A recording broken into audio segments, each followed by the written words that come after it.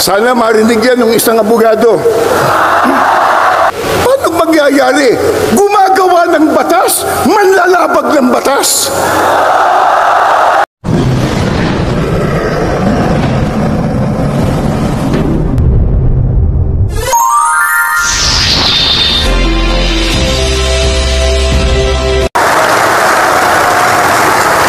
Bago tayo matipon dito kaninang umaga, meron pa po kaming nabasa at narinig isang politiko nakalulungkot bago pa sumikat, laos na.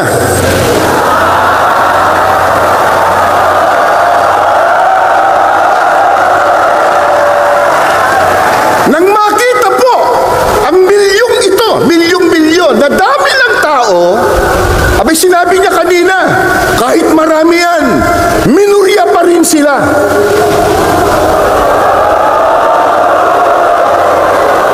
Sino ba nagsabi sa kanya na tayo ang mayurya? Pero, sa dami natin ngayon, at sa lakas ng tinig ng mga mamamayang Pilipino, parang tayo lang nasa mayurya.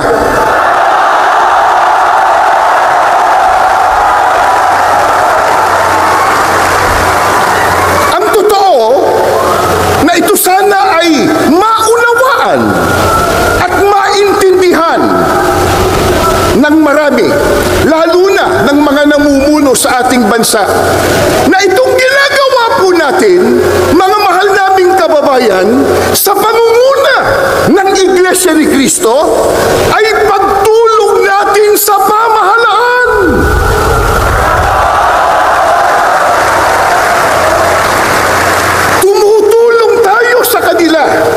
Na kanilang makita, na kanilang madama ang tunay na damdamin ng taong bayan na naglukluk sa kanila.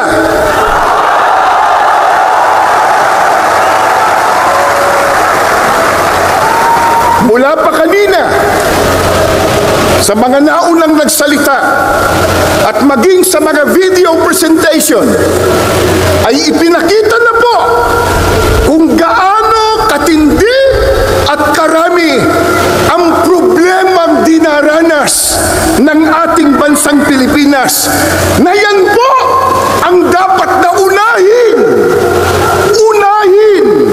na asikasuhin at bigyan ng solusyon ng mga naluklok sa tungkulin o namumuno sa ating bansa.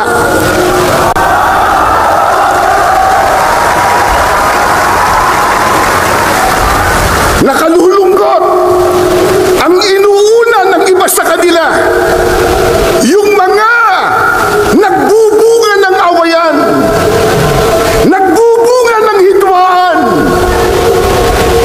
na alam naman nating lahat na ang ginagawa nila pamumulitika lamang. Tulad ng isinusulong nila na impeachment ng pangalawang Pangulo. Sinabi na ng ating kagalang-galang na Pangulong Ferdinand Marcos Jr. at alam na po ng marami nating kababayang Pilipino, ang totoo nating lahat. Kasi po, kahit mahihirap lang ang maraming Pilipino, manurunong naman tayong umintindi.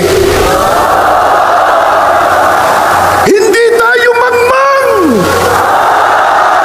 Isigaw nyo nga, hindi mangmang! Hindi mangmang! Hindi mangmang! At lalong hindi tayo bobo.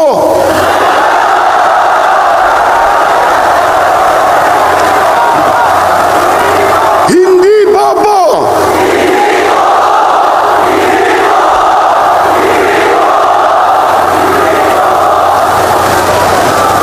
Sana marinig yan ng isang abogado.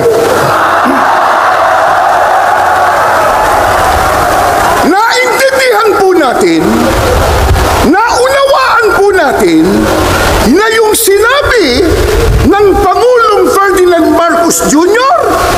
ay tama. Totoo na yung isinusulong nilang impeachment laban sa pangalawang Pangulo hindi po makatutulong. Hindi po makapag-aangat ng kalagayan ng pamumuhay ng kahit isang Pilipino. Ang tanong, yan ba naintindihan ng mga mambabatas? Naintindihan?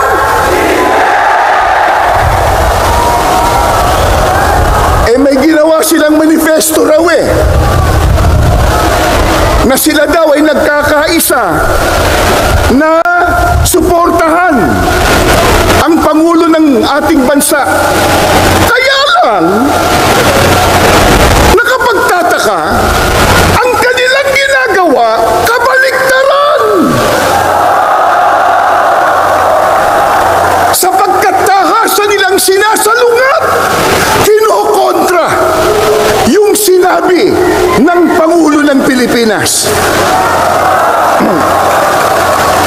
Mga kaibigan, mga kababayan, at mga mahal po naming mga kapatid, hindi maikakaila, matindi na ang problemang nararanasan ng ating bansa, lalo na po sa ekonomiya. Hindi po ba yan ang dapat talagang unahin at bigyang solusyon, bigyang prioridad ng mga namumuno sa ating bansa? Gaya ng nabanggit natin, nakalulungkot po sapagkat hindi yan ang nakikita nating ginagawa ng iba sa kanila. Ang ginagawa ng iba ay nagpapalubha sa problema pangkabuhayan ng Pilipino. Ang magbigat pa, yung ginagawa nila, nagdudulot ng bahabahagi, nagdudulot ng kaguluhan, hidwaan at pagtatalo.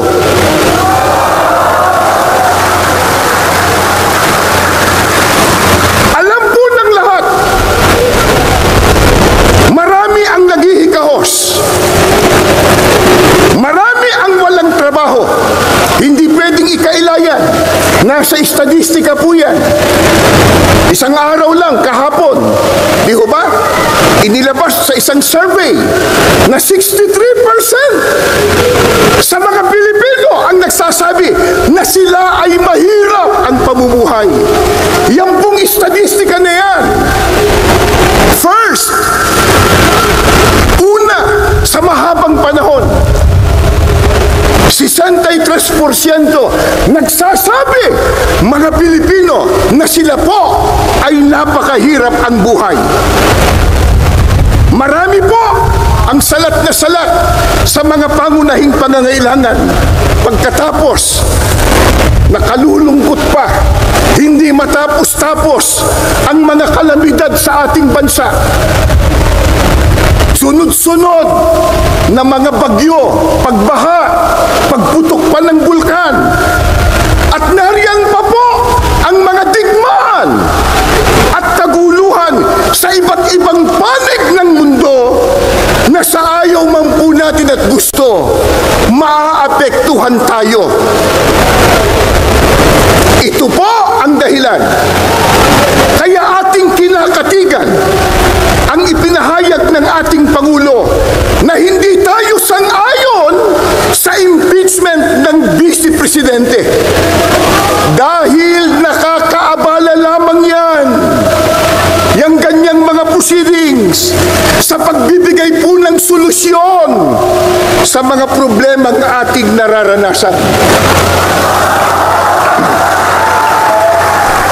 Sa bagay po, maliwanag ng tinalakay ni Congressman Marcoleta, yung impeachment per se, hindi naman tayo tutol doon sapagkat itinatadhana talaga yan ng saligang batas. Kaya lang, dapat dumaan sa rule of law. Dapat po ayon sa batas. Hindi ayon sa gusto lang nila. Paano mangyayari?